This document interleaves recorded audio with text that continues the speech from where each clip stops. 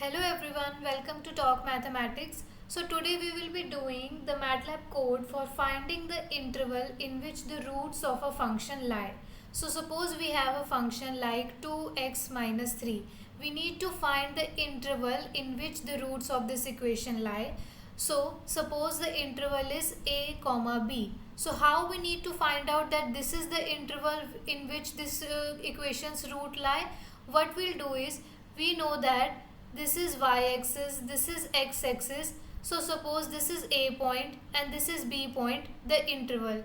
So if we put the a point in our function, this is our function f of x. So if we put our a point in this function, suppose we get a positive answer. Suppose this is f of a. And if we put a b point in this function f of b and we get a negative answer, if we get for a positive answer and for b negative answer, then we know that this is sure that the equation or the line will pass through the x-axis and the root of this equation will definitely lie in the interval a comma b.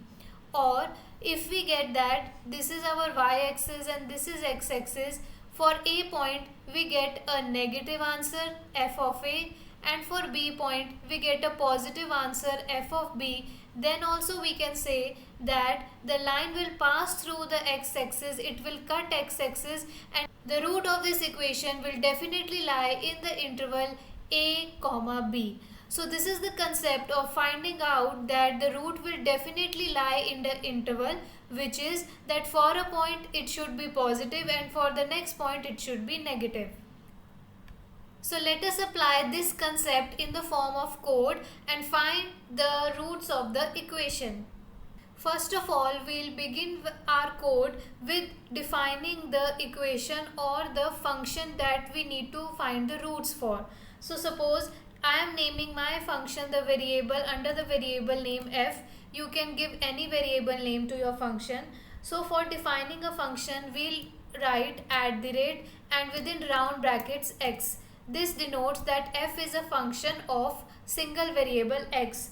Then further we'll write our function. Suppose our function is 2x minus 3. So this is our function f. So let us check that the MATLAB has correctly interpreted this function or not. So let me check f of 2. It will give the 2 value to x and it will give our answer. So let us run it. And in the command window you can see the answer as 1. So if you will put the value of x as 2 in this function, you will get the answer as 1. So now let us write our code. So first of all we will be defining a for loop, because we want to one by one check that whether this interval is the interval in which this equation root lies or not. So we will begin with our for loop, and then we will mention an index variable I, and then is equal to, then we will mention the starting and ending point where you want to start searching. So suppose I want to start searching from 0 and with the step size 1, and the ending will be suppose 30. So this means that I am beginning my search from the interval 0 to 1, then 1 to 2, then 2 to 3 like this, and I will go up to 29 to 30 interval. So this is 0 is the starting point, 1 is the gap, and 30 is the ending point. So whenever you begin with the for loop, it is very important to end the for loop. So let us write here the end also. Now what you have to repeat again and again for each interval. Beginning from 0, then it will take the value 1, then it will take the value 2 and up to 30. So for finding the roots, we will begin now with the if condition, which says that if f of I into f of I plus 1 is less than 0.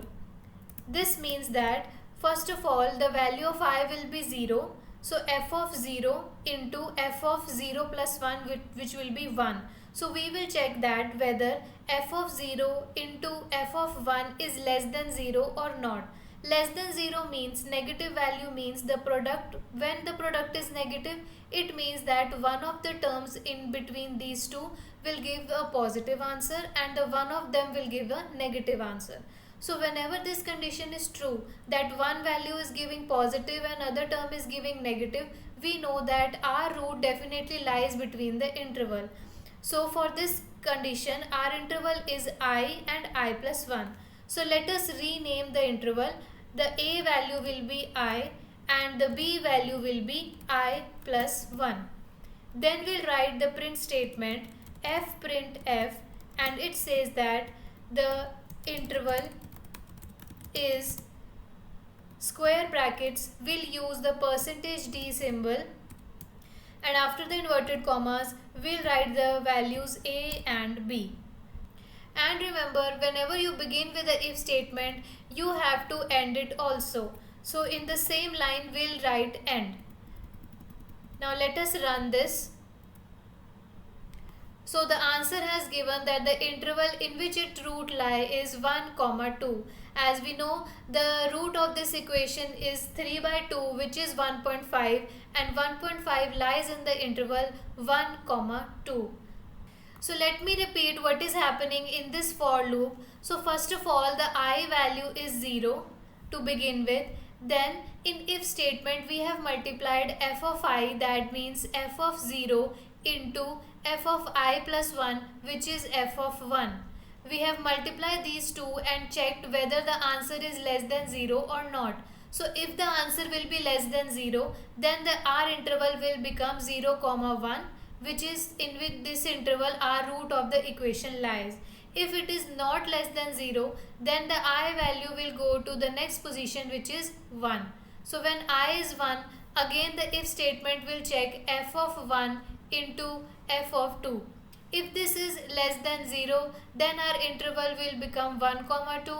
If it is not less than 0, then it will go to the next position of I, which is I equal to 2. So like this, the index variable values go next point, and one by one we are checking for the interval, firstly for 0, 1, then 1, 2, then 2, 3, and so on up to our last value, which is 29, 30. Now, if you want to begin your search with a negative number, you can also replace 0 with suppose minus 10 and then begin your search. So it will take firstly the interval from minus 10 to minus 9, then minus 9 to minus 8, and so on till 29, 30.